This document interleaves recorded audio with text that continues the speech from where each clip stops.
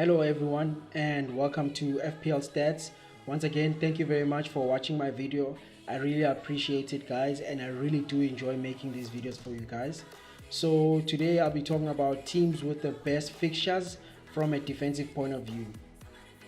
But before we begin, let's look at my game week 5 review. I got 59 points, which I was happy with because it was above the average of 52. But I did take a 4 points hit because I needed to get in Zinchenko into my team, which I regret because I sold Wan-Bissaka, who ended up getting 6 points. But at the end of the day, I'm fine. And the reason why I got above the average was because I was one of the lucky ones who decided to captain Salah instead of Sterling, and that worked out nicely for me. And I also had Firmino and Pukki who did well.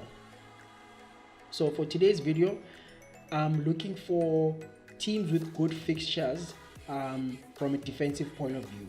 So the first thing I did was I looked at teams with very good FPL difficulty ratings for the next 3 opponents. Norwich, Burnley and Spurs were at the top of this table. Norwich and Burnley having only green fixtures for their next 3 matches, and then Spurs having 2 green fixtures out of their next 3 games.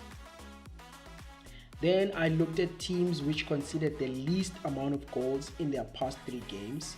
So at the top of this pile was West Ham, Southampton and Aston Villa. All these teams only conceded once in their past 3 games, which is, well done to them. And when you look at West Ham and Aston Villa, it seems like they have very good fixtures in game week 7 and game week 8. So maybe having defensive options from one of these 2 teams is not a bad idea.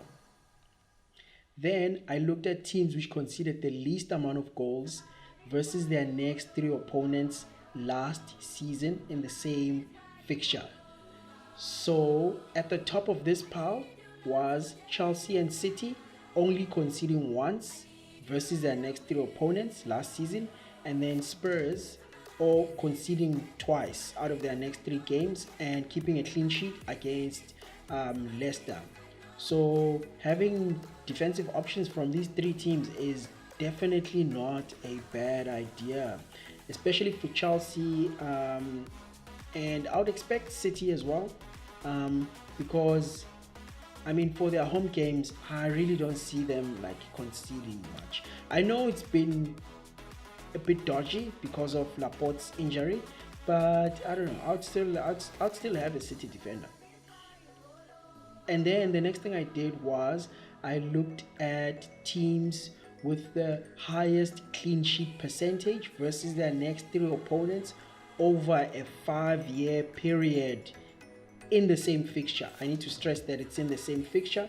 So what essentially that means is that Manchester City versus Watford at home, Everton away and Wolves at home over the past 5 years have kept clean sheets in 63% of those games.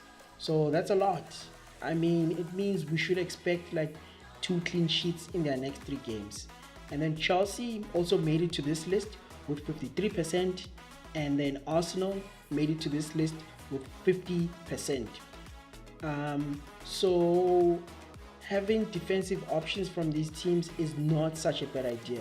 But I don't know if I would advise you to have defensive options from Arsenal and Chelsea, because this season they've been diabolical at the back, especially Arsenal. Well, and Chelsea. So the next thing I did was I looked at teams which conceded the least amount of shots on target in their last 3 games. Liverpool was at the top of this pile, only conceding 2 shots on target per game in their last 3 games. And then they were followed by Aston Villa, and United made it to this list with 2.7 shots on target in their past 3 games. So United is not conceding a lot of shots on target. Then I looked at teams which conceded the least amount of shots on target versus their next 3 opponents last season in the same fixture.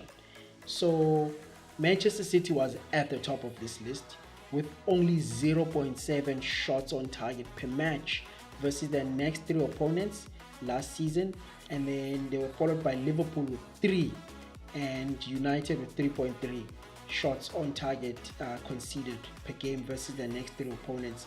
So having defensive options from these guys, I mean, this is like the 4th time Manchester City is coming up in this list. So like having defensive options from these guys is not such a bad idea. I would advise it. And then the next thing I did was I looked at teams with the least amount of shots conceded on target versus their next 3 opponents over the past 5 years. And Manchester City again is at the top. So for their next 3 opponents over a 5-year period, they've only been conceding 1.4 shots on target per match. I mean, if you concede 1 shot on target per match, the likelihood of conceding a goal is very low. And then Liverpool with only 3 shots on target. But I mean, if you're conceding 3 shots on target in the next three games, I mean, means like the chances of conceding are higher than Manchester City, but better than most. And then Chelsea also made it to this list. But we have to remember, guys, the thing about Chelsea is that this is history. So this is like 5 years worth of history. So we're talking about coaches like Mourinho and Conte, and as well as who was their coach last season, man? Why am I forgetting this guy? And their coach from last season, the guy that's in Juventus this year. So those are coaches that are very defensively mindful. And Frank Lampard is not so worried about his defense. I know he's probably worried, but it looks like his team is not so mindful at the back. They're conceding quite a lot of goals. So I don't know, I'll discount them. So teams that you need to lock down when it comes to their defensive players are Liverpool, which is self-explanatory. They're not conceding a lot of shots, and versus their next 3 opponents, they're not going to concede a lot of goals. Manchester City, I mean, last season versus their next 3 opponents, they only conceded 0.7 shots on target per match. That's less than 1 shot on target per match. That's incredible. And then Spurs. I mean, Spurs have a very good run of fixtures. And last season, they only conceded 0.7 goals per match versus their next 3 opponents. Having defensive options from Spurs is not a bad idea. And then Man United and Chelsea, kind of, but Chelsea I would not advise because they've been conceding a lot of goals. So I'll go more for Man United. And then Aston Villa, guys, they have a good run of fixtures and they haven't been conceding a lot of goals in their past 3 games. They're in the top 3 in terms of the least amount of goals conceded, as well as the least amount of shots on target conceded. So they had to make it to this list. So maybe having a defensive option from this Aston Villa team is not such a bad idea. Anyways, guys, thank you again for watching my video. I hope you digged it. It was fun. Cool.